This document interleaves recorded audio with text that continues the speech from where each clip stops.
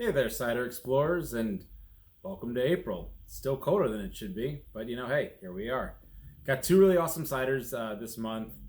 Each one kind of branching out and doing something a little different.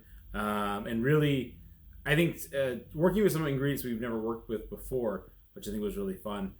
First off, we have our digital plants, the second chapter in our spring series. Another sake cider, and this one with plum and pomegranate. Now, what's so different about that? Taro root, something we haven't used before, but my sister, who's also is our sales director, has been pushing for taro for quite some time, and eventually, I only have so much willpower when it comes to the amount of products we make, and I say, you know what, this is one that would work really well with it.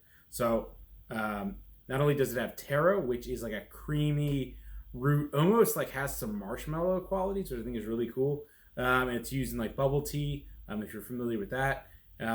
This one we backed up a little bit of black Assam tea, which is a really dark black tea, as well as just a whisper of cardamom.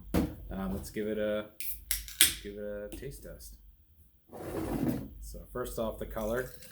I mean, you're getting a little of that hazy cloudiness from the taro root itself. We've never used it before, so it's got a generous helping of taro root in this one, but still, it's like really, really fun. I think the plum and pomegranate, like having that little bit of creamy like marshmallow underneath it, would be really cool. And that's kind of where the concept came from. So let's give it a sniff. Yeah, I mean, this one, it's always fun to watch the products sit in cans, because they evolve from the first day to like the first week, 2 weeks in. We call that can shock, because the intensity of flavors and like the melding of the flavors changes quite a bit. So it's been in the can about a week and a half now. And I really am getting layers of flavor now. It was a little more starkly taro and then pomegranate plum. Now it's kind of layered together a little more interestingly. I'm getting the high notes of the plum and the pomegranate on the first sniff, and then the taro just kind of comes in as a wave underneath it with that light cardamom and black tea.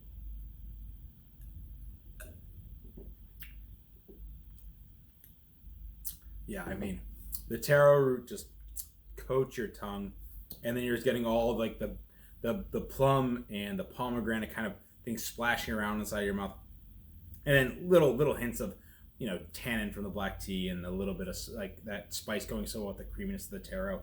Really, really fun. I mean, it's we strive to step outside of our comfort zone for a lot of products that we make here, and I really think this was a fun and unique one. I don't know anyone else in the world of cider that's ever used taro root with a cider. Someone, reach out, let us know. Again, always stellar artwork, as Caleb is known to do.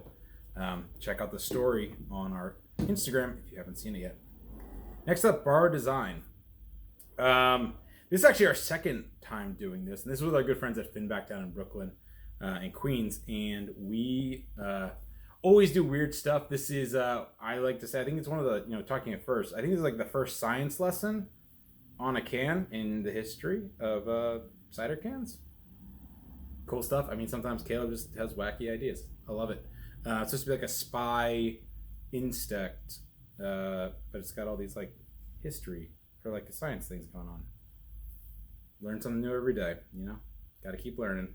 So what is this? It's a Cab Franc Amaro cider. I personally love Amaros, so whenever I get to play with like super interesting cocktails that have a lot of ingredients, I get jazzed up. Amaros are one of my favorite drinks. I just love how earthy and bitter and just how they have so many different components kind of flying around at one time in your mouth. It's an awesome experience. Now this one is Cab Franc grape based, aged on top of Cab Franc grape skins, imparting tannin, the different winey notes. But then we list it as a blend of spices, roots, and citrus. Normally we list all of our ingredients, but when it comes to Amaros, I mean, even the basic one, you're getting at least 10 ingredients just off the bat. And this is no exception. So I didn't want to list, I didn't want the ingredients list to be like this long. So we kept it vague. It also gives us a little bit of playing around with, we do make final decisions right at the tank based on how things are tasting. That's if we're a little behind the ball. This one, we actually had it pretty much nailed down, which was fun. Some cool piece to talk about, birch bark. If you love birch beer, it is what they use to make it, at least the old-timey ones. Uses orange peel, classic. Gentian root, again, the thing that you find in Angostura bitters. Sumac was a fun one. That was actually a recommendation. We were trying to find just a nice kind of like tartness with like a little herbaceousness. It's a really, really fun one. You see it on the roadside up here in the Northeast. And a couple other things. We'll leave it a little hidden. Explore it for yourself. So you can see that nice brown color. That's actually molasses. And you know, for a long time I thought molasses was like a weird ingredient to use in cocktails until I had a jungle bird down in Florida, and it was fantastic. And I was like, well, came back not too long ago, and I was back and we were making this, and I was like, oh, let's try molasses. It works great. Amars are super dense in flavor, and that's really what we were trying to achieve with this one. So I think we nailed it. This is one of my favorite products, I think, of all time. It's in my top 5 at least. And then just off the nose, you know, you're getting that blend of roots, that earthiness, the density. You're getting birch, I think, is the most prevalent, and then like that light like Cab Franc, the whiff of wine underneath that.